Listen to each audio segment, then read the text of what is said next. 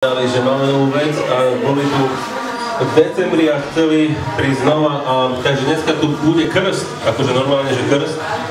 Krst je Leofovi nové veci, ktorá sa volá, že stále viac. Stále viac, dobre hovorím? Stále viac? OK, takže to nás čaká o 9, čo je teda asi za chvíľu.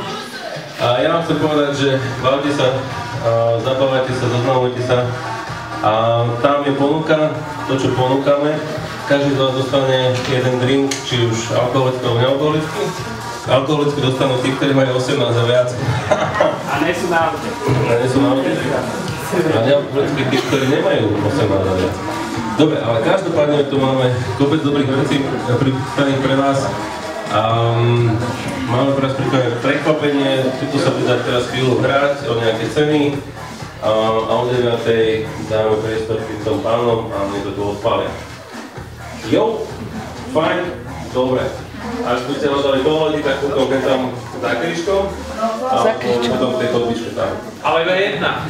Druhú, to radšej za križkom. Dobre, a čo mám ešte povedať, Peťa? Povedal som všetko? Dobre, super.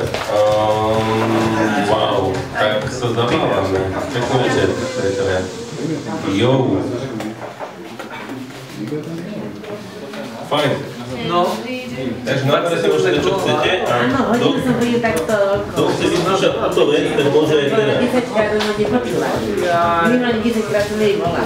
Aha, Kerlo. To Kerlo, no, tak sa vám mrzí, no. Ale krásne, že som to No a Peťa a potom si Peťa.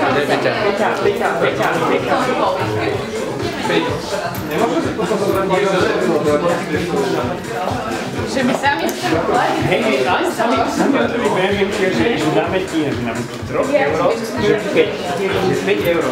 Ja, to sa nevidí, keď ste dokopy, ak sa nedá.